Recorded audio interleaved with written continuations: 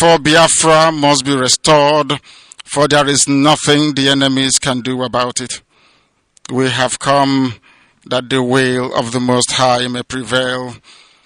Radio Biafra is unorthodox. The way we do things are markedly different from how others do it. We are under divine instruction. We have come that Chukwokika Biama may take control of these very proceedings this evening, for we are nothing without him. O Elohim, Chukwokika Biama Purimi Henine, unto thee we repose all that we are. Do not allow your children IPOB to be put to shame. Do not allow us to be devoured by the hands of the wicked. Do not allow us, O mighty one, to fall prey to those who do not know thee. You will deliver us, not because we are righteous, but because of your mercy. Hear our cry and our supplication. We are not armed. We have not killed anyone. We have not jailed anyone. We have not done anything at all to warrant the level of destruction and carnage being visited upon your children.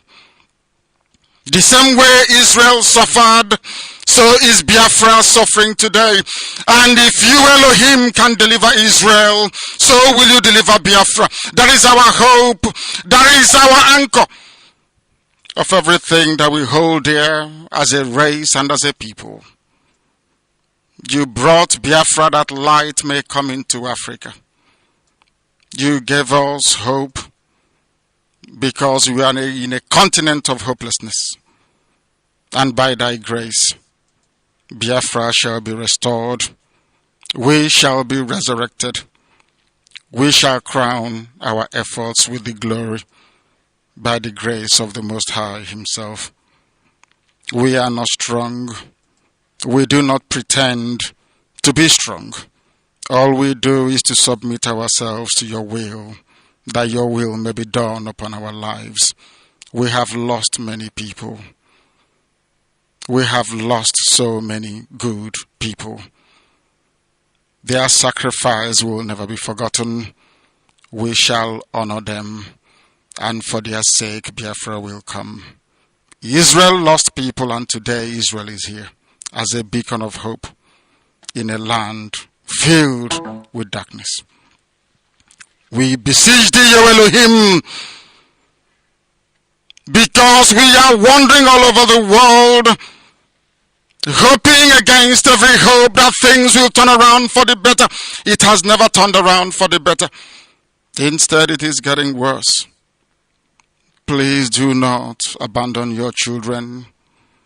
You have given us a commission, and we must accomplish it in our lifetime. We have come to honor your holy name. We have come to praise thee. We have come to honor thee, that your name may be glorified, adored, and praised forever and ever. Ise.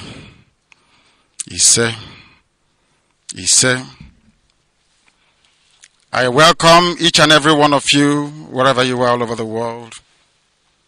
And I ask you to listen very attentively to this very broadcast, because it is very, very important.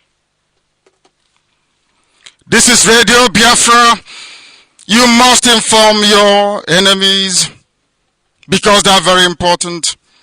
Our enemies are equally important because they must listen. Those who do not love the truth must listen. Those who are beholden to darkness, they must also listen. For we are here to bring light upon a very darkened continent without Biafra. Africa is nothing without Biafra. There is no difference between a black man and a wild animal in the forest. We say it with every shred of belief, with every ounce of conviction. I welcome each and every one of you. If you're joining us for the very first time, this is Radio Biafra. This is how we do it. We magnify the name of the Most High before we do anything. That is why we are exceptionally formidable. That is why the entirety of humanity is vibrating, because the truth is being spoken. And we must speak it. The enemies cannot stop us. Fellow Biafrans,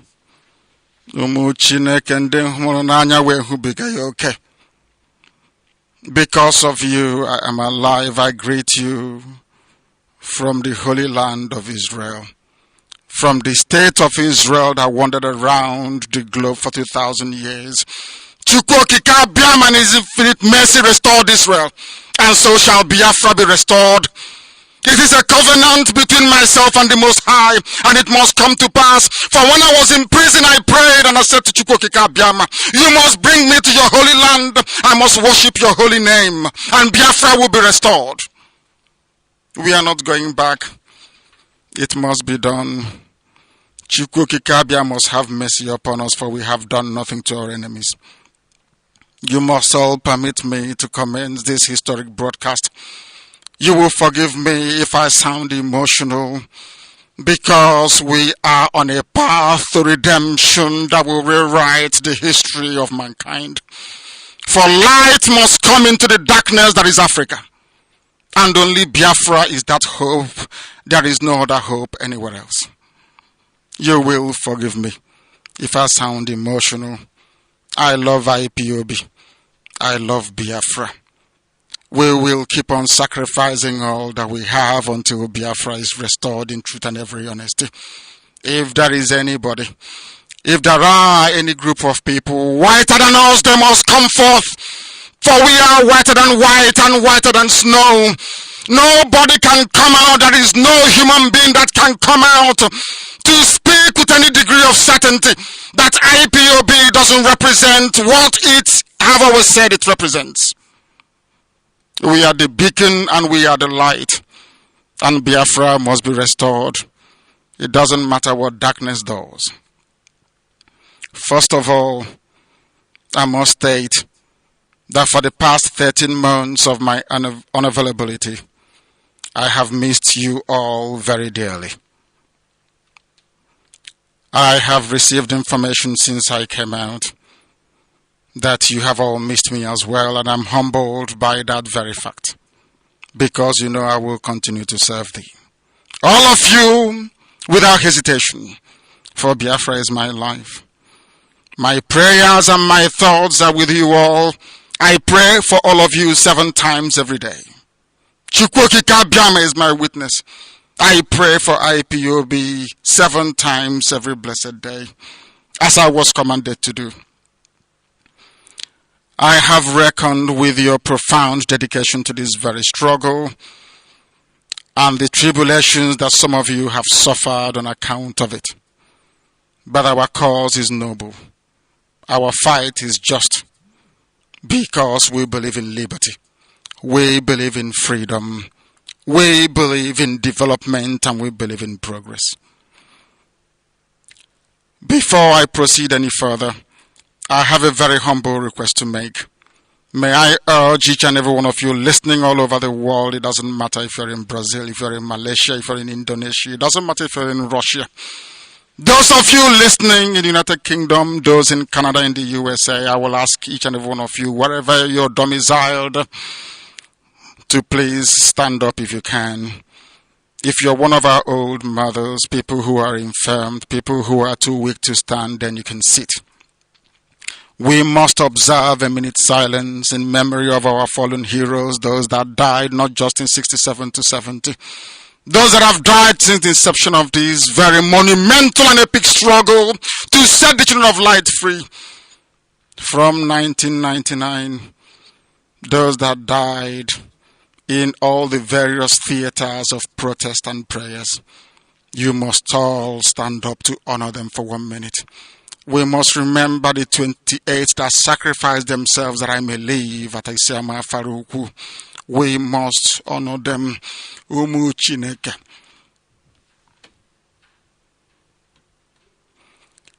Let us observe a minute's silence.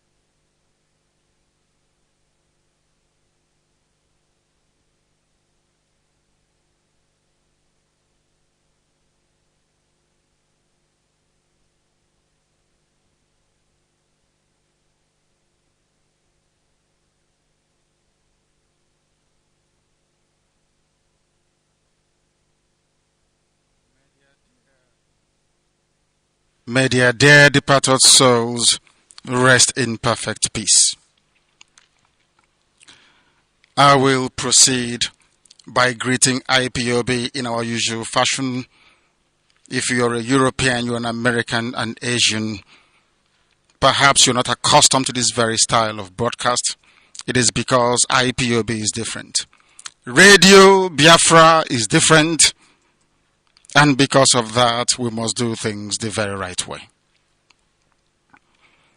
IPOB, I want to hear people shout one family so that even Israel, where I am, can reverberate. IPOB, one family. IPOB, One family. IPOB, One family. one family. IPOB.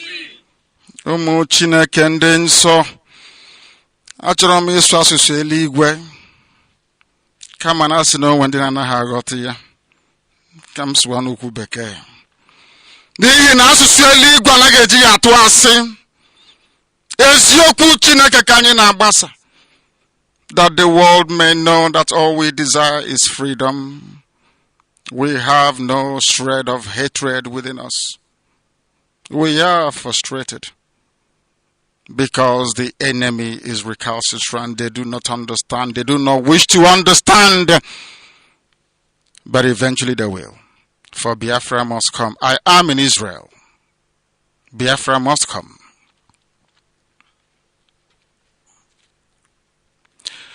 My fellow compatriots and Biafrans all over the world, let me begin with a few comments of what transpired on the 14th of September of last year. As you all know, I left the prison. They asked me not to speak. They said I shouldn't see our people. They said all manner of things in order to cage me, to restrict me, to tie me down, to suffocate me. They wanted to insult the very essence of IPOB. In the style that I'm accustomed to, I said no, that it cannot happen. I went out to preach the gospel and to rally. To some people, that was too much for them to bear. There is nobody who can accuse IPOB of engaging in any form of lawlessness. All we did was to gather together, to rally and to pray. On the 14th of September, this very administration of Buhari, run by Jubril of APC, decided to send killers into our land, into our peaceful land, to kill us. They sent them to my house to kill me, my father, my mother, and my siblings. They came to destroy Afaruku as a community. 2 jets were hovering overhead. They stormed into my house, and I sustained very severe injuries. And in the process of trying to defend me, 28 men fell. They are forever our heroes. That evil is what the murderous Nigerian regime called the Python dance, with their collaborators in Igbo land and elsewhere.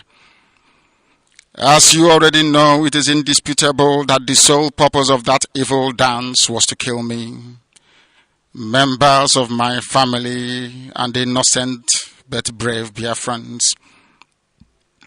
It is trite that there was no justification for such lethal military operation. I was preparing to go to court on the 13th of October. I rallied at Ohafia and I told the powers that be, including Jubril, that I will bring 2 million men to Abuja. They didn't want me to go to Abuja because they had no case against me. They were afraid they would be disgraced before the world. They decided to eliminate me instead. There was no insurrection within IPOB. We resisted Fulani headsmen murderous onslaught. That's all we did, and we'll continue to do so. We are only being courageous as Chukwokika Abiyama commanded us to demand for our self-determination, to ask for a referendum, for our freedom that our forefathers enjoyed before the colonizers came, all without bearing any arms, but armed with only the truth and the courage of our conviction. This was what they sought to suppress by means of fear. They wanted to intimidate us. They wanted to murder us into submission, but they failed comprehensively because we are IPOB and I am Nnamdi Kanu. No mortal flesh can kill me. They've not given birth to that very person, but I shall return, I assure you. I said it in 2015 that I was going back to that very country, and I returned. And if I assure you that I'm coming, you know that I'm coming is definite. Since they didn't want me to come to court, I will come back to BiafraLand. They have failed, and they will continue to fail. They can murder us as much as they like, but any day we decide to retaliate, the world shall bear us witness that they provoked us. I thank you all for standing very tall, especially our mothers, those who rallied in Akwa Ibom, those who rallied all over BiafraLand, those at Owerri, our mothers who were humiliated by one Fulani man only in Imo State, those that called themselves elders, they kept quiet. As the most prized possession of our people, which is our mothers, our grandmothers, and our daughters, we are comprehensively humiliated. But they are our heroes, and we shall continue to honor them for their bravery and their sacrifice. I thank IPOB all over the world for standing tall and strong against tyranny, against ethnic cleansing. I feel for those in the Middle Belt, and I wish they can rise up to join IPOB, that they too may be free. We are standing against sheer evil and complicity of collaborators within our midst. In the fullness of time, I will tell you the rest and of the story and what I had to undergo, what my family have had to endure, how others survived that very attack, and how IPOB security and intelligence made sure that I was evacuated from my compound. From this very day, let me assure you all that we as a people are determined to ensure that those that carried out the dastardly assault on my compound, my father's home, all of them and their collaborators, even those within the Igbo land, will one day be brought to justice. They cannot hide. I am in Israel, and there is just one thing Israel has taught me over the years. It is that they can run, but they cannot hide. And I hope that one day the efficiency of Mossad will be replicated within Biafra intelligence, that all our enemies will be hunted down one after the other and brought to justice. Anybody that shares the blood of one single innocent Biafran will pay very dearly for it. Make no mistake about this. Every IPOB family member that fell must be avenged, all of them one after the other. And I assure you it is going to happen. Don't say I did not warn you. I am grateful to all non-Biafrans and members of the international community and the Committee of Nations who had banded together to condemn the military attacks on my home, on my father's compound, who is a traditional ruler, the desecration of that very stool. Even when the governor of Abia State was busy directing the assault on a monarch that he is a tenant of. The proscription of IPOB and this listing as a terrorist organization is a farce, and we thank particularly the people and government of the United States of America, President Donald Trump in particular, Germany, United Kingdom, most especially the parliamentarians, and my very own MP, Harriet Harman, and also Julie Ward, MEP, the indefatigable state of Israel, and other nations who stood by us in our most dire hour of need. We thank the likes of Evangelist Elio Tuko, those that stood very strong despite all the bribery, despite all the effort to get them to fall by the wayside. They remained with the truth. I also thank Professor Ben Wabeze. He shall be very dear to me, always, all the days of my life. I remember that despite being nearly 84 years old, Chief Mrs. Maria Okwo has remained with the truth.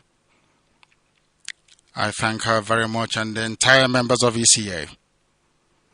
We also thank Mbazulika Mechi. These people I'm mentioning are very, very good people. Honest, upright people.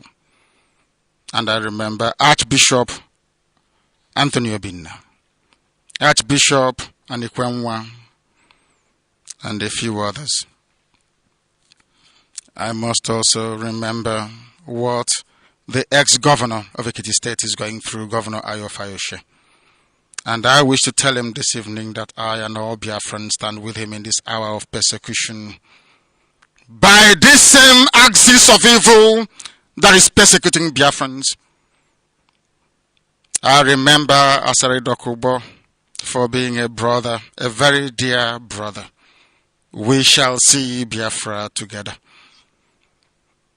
You must also permit me to thank all the people that had the courage to speak out in defense of the truth and in condemnation of evil. Our team of barristers, led by Ifeanyi Ejiofor, and our special counsel, the very knowledgeable barrister lawyer Jimako, they have waged a very stellar legal war, both domestic and international, to see that justice is done to IPOB and its family members. We don't have members, we have family members.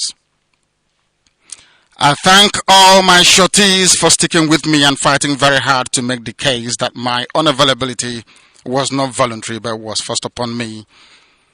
And the court, this same court that granted me bail, stood idly by and watched as the army disobeyed court order after court order. The army, in contempt of court, came to kill me.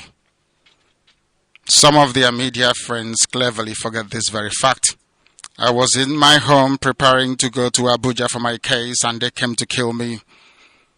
They even killed Jack, our dog. They killed my cousin, Adako, and 28 others that died that very fateful day. Senator Abaribe is a very brave man, and may Chukwuokike Abiyama bless him.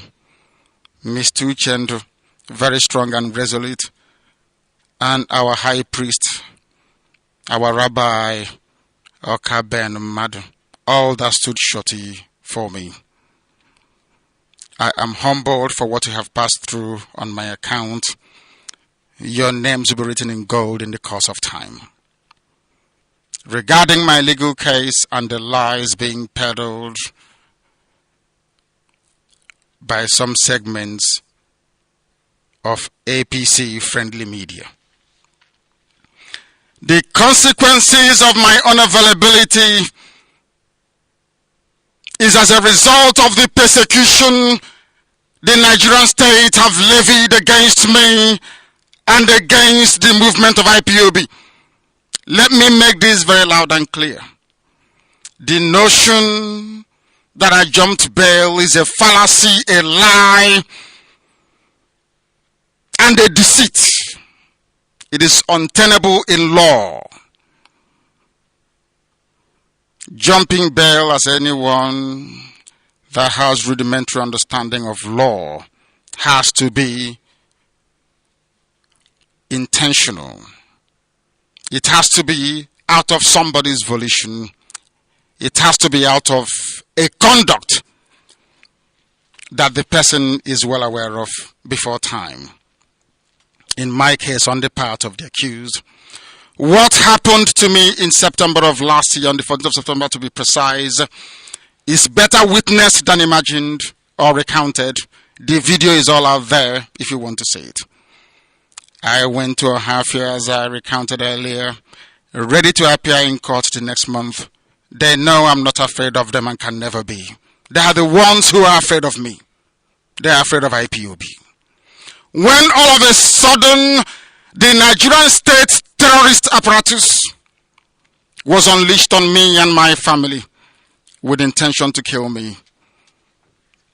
Sadly and very sadly, some segments of Nigerian media have chosen to play this down or to ignore it.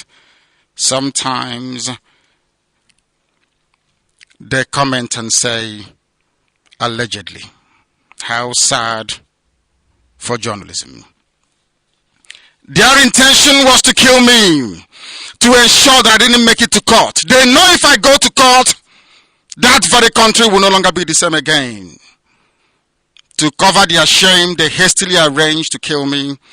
They asked me to call off Anambra election boycott, and I said no. I told Southeast governors I will not call it off until you bring me something tangible from Abuja. Go and get me a date for a referendum, then I will call off the boycott. There was no date for a referendum. There was nothing tangible at all about devolution. You want me to call off boycott? And said no. They arranged to have me killed.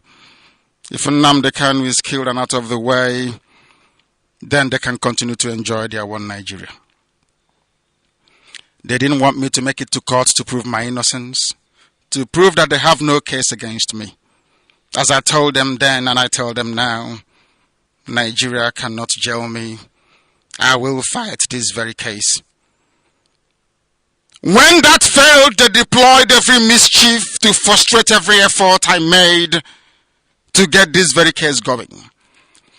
Part of their strategy was to ensure that the court would hold no hearings on the peculiar circumstances of my unavailability.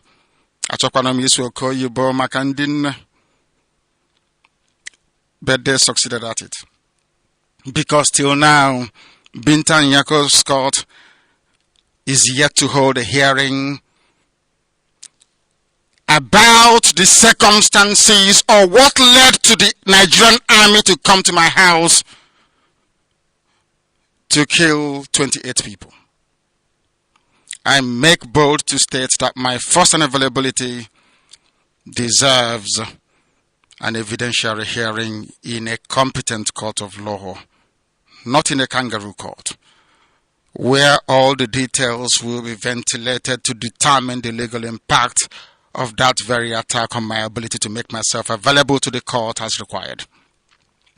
That such a hearing was never allowed to happen in Binta Nyako's court is utterly disappointing. And that specifically is what is causing the current impasse. As someone out on bail, why will the Nigerian government come to kill me and pretend or lie through their teeth that I jumped bail when I am a ward of court and therefore deserve the protection of the court throughout the duration of my trial? Had the court found it fit to have such a hearing, had this very cause demonstrated by way of an order that I should not be shot on my way to court, we would not have this very impasse. But they know the truth, but they conceal it, they hide it, because Nigeria is a country of darkness, of evil, of wickedness. I will return to my land of Biafra. I am not a Nigerian. I renounced everything to do with Nigeria on or around December of 2015. I am a Biafran and I hold British citizenship.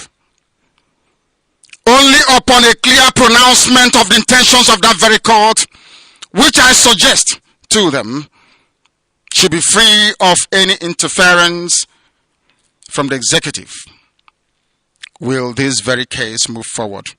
The circumstances surrounding the invasion of my house, the invasion of the home of His Royal Majesty, is Israel Okukan. You must know that my father's name is Israel, and it means a lot. Going forward, there must be guarantees by the international community so that this case can proceed, and I will prove once and for all that there is something fundamentally wrong with the brain of those that run Nigeria, because I will demolish them in a court of law. For now, let me restate my position that I committed no offenses known to law. What they are charging me with doesn't exist, and they know it.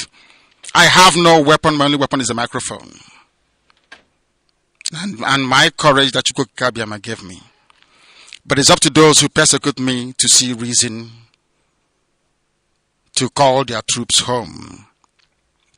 Let me state also categorically that IPOB worldwide is committed to the liberation of the land of Biafra from the shackles of tyranny. And we will not relent until a referendum is conducted. If you want us to do anything with you, if you want us to conduct any form of participation in whatever it is that you're doing, there must be a referendum to decide the quest for self-determination for Biafrans. That is our red line. It is not negotiable. We intend to achieve our goal through any means recognized by national and international laws. My fellow Biafrans, my compatriots, please indulge me to sincerely thank the State of Israel, the persecuted Jewish community in BiafraLand, and Israel, and worldwide, who through their prayers and actions contributed in no small measure in assuring my physical safety and well-being. May Chukwu Okike Abiama bless the land of Biafra. May Chukwu Okike Abiama bless the land of Israel. Our destiny is before us, and nothing is going to alter that very path. Southeast and South-South are one. There is nothing like Niger Delta. There is nothing like South-South. There is nothing like Southeast. All we have is Biafra. Our mothers in Akwa Ibom protested. Our mothers in Iguacha protested and are still protesting. Okonko is an Annan culture. Abariba people are descended from Akwa Ibom, Ibibio land. Ekpe is of Efik culture. But you find all these things in Igbo land. The divide and rule tactics of the colonial era and the internal hegemonic tendencies of Kowari One North have perpetuated these historical distortions. Onwegi ihe ọbụla ndị iro pụrụ ime. Ekwensu na-agba mgba n'efu. IPOB stands on the truth. We do not move from our position. And our position is very simple. Without referendum, nothing will happen. They are registering little children in the north as usual. They are doing all they can to hold the people down in bondage. IPOB will not participate in such charade. It is not possible. We are civilized people and we play by civilized rules. There is nothing anybody can do to dissuade IPOB from following this path of total liberation of the land of Biafra. It is sacrosanct. It is not negotiable. My fellow Biafrans, as I've always said to you before, and I will continue to reiterate, those of you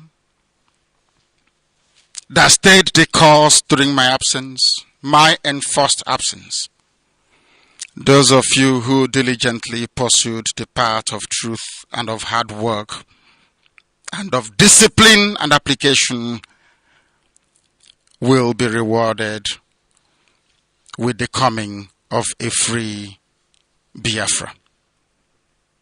We are not like other people, because as I once reminded you before we came, there was nobody like us. Now that we are here, they pretend, they copy, they emulate, they fabricate falsehood, but they can never be like us. Long after we are gone, they will wish we lived forever. IPOB is very special, exceptionally special, the largest mass movement in the whole world bar none. And we did it because Chukwokika Biama is with us. We did it because Chukwokika Biama created IPOB himself. And we are here to pilot its affairs. We will not prevaricate. We will not stop. We will not slumber until Biafra is fully restored to its former glory. Anybody in doubt as to our resilience and our determination to restore Biafra is not only mistaken, not only misguided, but needs to see a psychiatrist, because we are not stopping. I am a Nnamdi Kanu and I don't stop until I get what I want. Thankfully, my enemies know this, and they know what is to come. I thank each and every one of you from the bottom of my heart.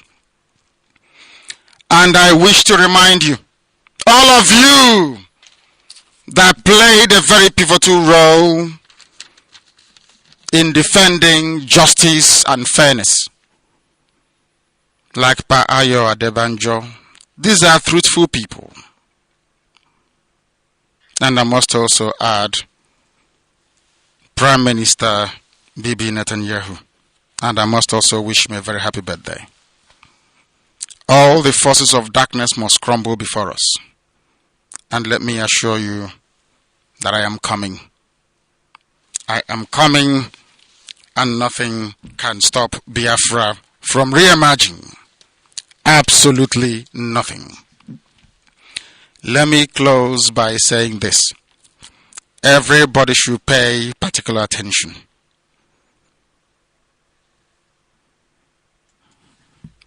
In my distress I cried unto Elohim.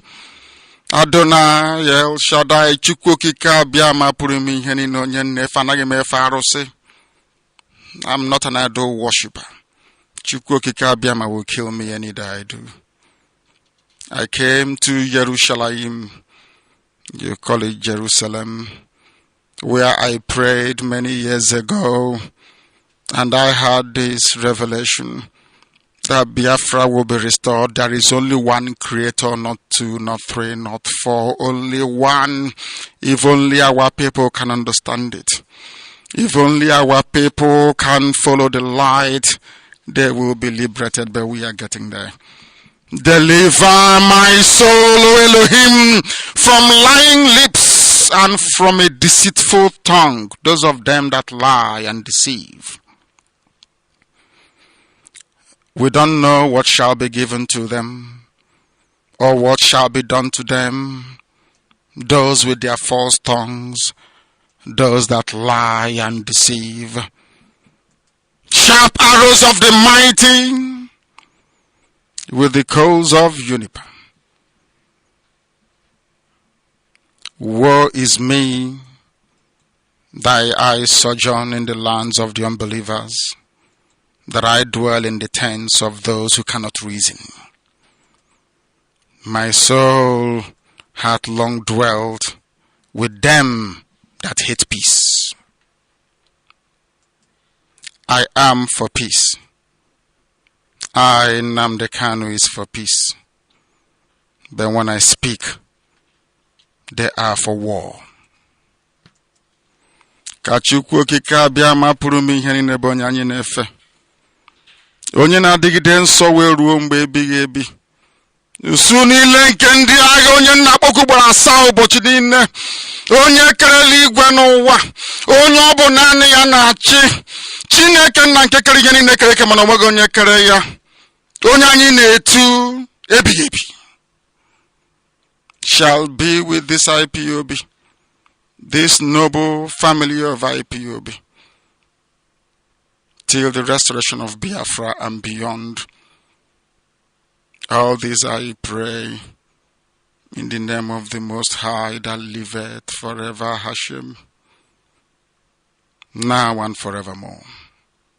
Ise, Ise, Ise. My dear and fellow Biafrans, I have returned full time and I am coming back, and I will bring hell with me. Thank you very much. Remain blessed wherever you are.